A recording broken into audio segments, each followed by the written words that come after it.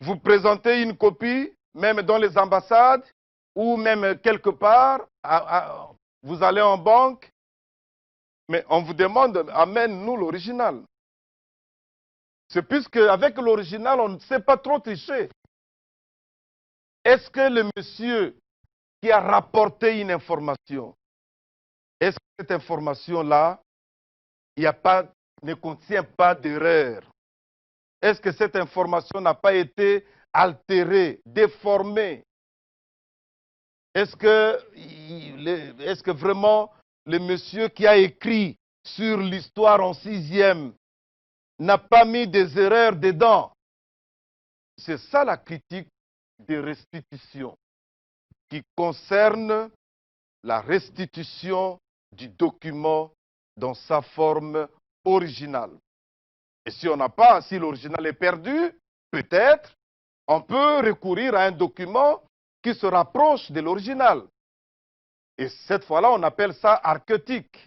Archétique, qui est un document qui se rapproche de l'original. Quand on n'a pas l'original est perdu, on peut recourir à ces documents-là qui se rapprochent de l'original qu'on appelle archétique. Et enfin, 4e opération, c'est la critique d'originalité. Si la critique d'authenticité concerne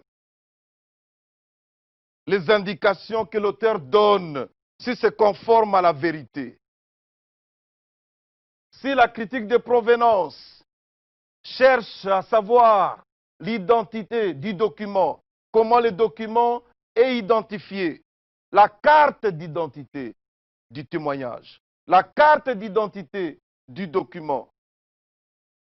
Si la critique de restitution, puisque peut-être on a perdu l'original, mais on doit restituer quand même le document dans sa forme originale pour rechercher les erreurs. Ça peut arriver qu'il y a toujours des erreurs. Quand on écrit, quand on recopie quelque chose, on peut toujours commettre des erreurs. Et pour corriger les erreurs, il faut faire appel à l'original.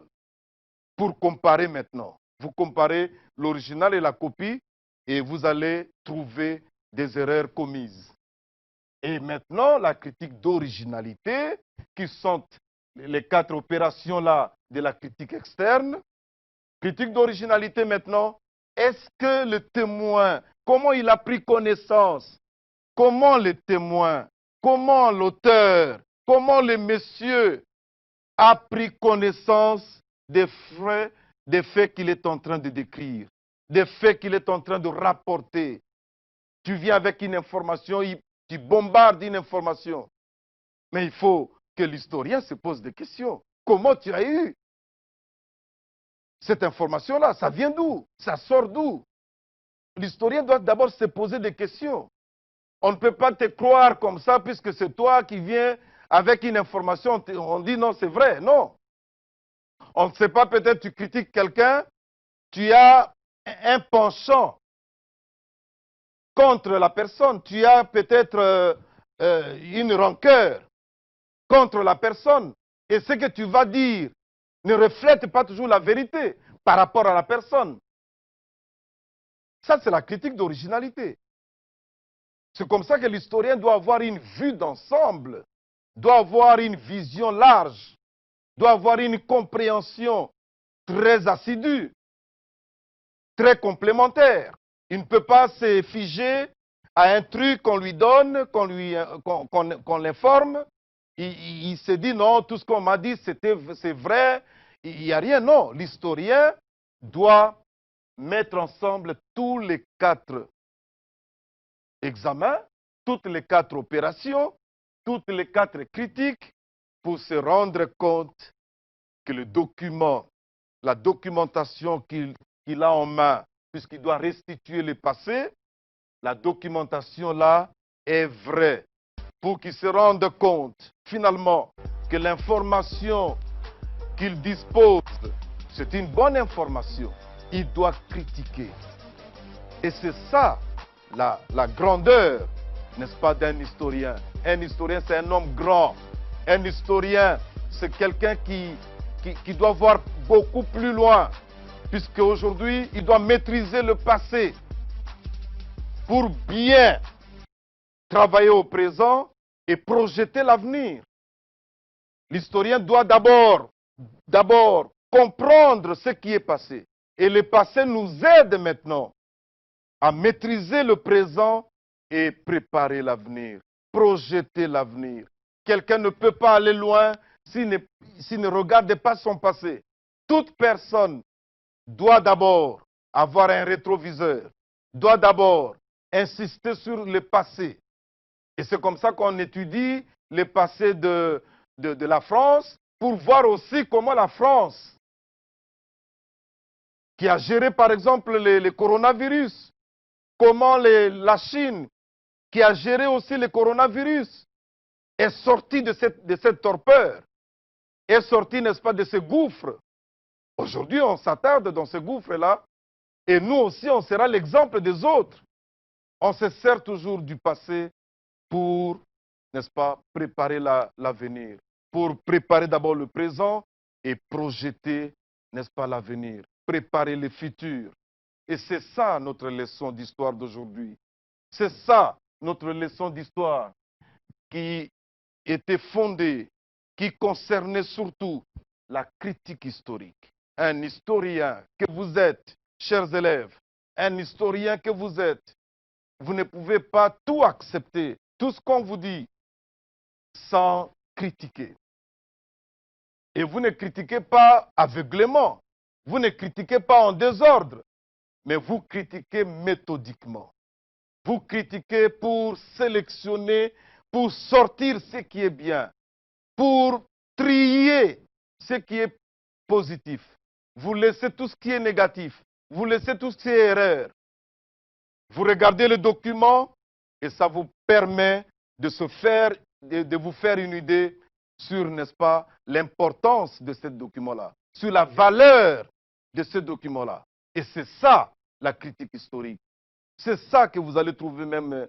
Il y a beaucoup de questions parmi ce que j'ai dit ici, dans la matière. Il y a beaucoup de questions d'examen d'État. Et ça, j'attire votre attention sur cette matière ici, de la critique historique. Prochainement, on va parler de la critique interne. Puisqu'on a fini la critique externe, on parlera prochainement de la critique interne. Et là, vous entrez précisément dans les documents. Là, vous entrez de plein pied, n'est-ce pas, dans la matière. Quand vous avez déjà fini à voir l'aspect extérieur du document, la forme du document, ça vous permet maintenant, ça vous donne même le goût de voir maintenant les contenus. Mais si la forme est déjà fauchée, si la forme est déjà fausse, vous n'avez même pas besoin d'ouvrir même les livres, d'entrer dans les détails. Vous n'en avez même pas besoin, puisque vous avez déjà trouvé, à partir de ces opérations, que le document est faux, que le témoignage qu'on vous a donné est faux, et vous n'avez pas besoin d'entrer en détail. C'est ça la critique historique. C'est ça, vous les élèves, pour former votre jugement, pour peser les pour et les contre, pour nuancer vos points de vue. Le point de vue qui va sortir de vous, tôt ou tard, doit être un point de vue d'un intellectuel, le point de vue d'une élite responsable de ce pays. Voilà, chers élèves, que l'Éternel vous bénisse. Merci beaucoup. Merci infiniment. Monsieur le ministre d'État, s'il vous plaît, on vous garde encore quelques minutes. Un célèbre chroniqueur dit toujours « Un peuple sans histoire est un peuple sans âme ». Alors, au nom de tous les élèves qui vous suivent à la maison, nous vous disons merci d'être passé nous voir à Éduc Télévision. Il est vrai que face au coronavirus Covid-19, le gouvernement de la République, votre gouvernement dont vous êtes membre, a décidé de la fermeture de toutes les écoles. Mais vous, en tant que ministre d'État en charge de l'enseignement primaire, secondaire et technique, vous avez dit qu'il n'est pas question que les élèves restent à la maison sans rien faire. C'est ça le but de la manœuvre. Donc, c'était tous les sens de tous ces cours dispensés tous les jours à Éduc Télévision. Ce sont vos instructions, monsieur le ministre. Tout à fait. Tout à fait.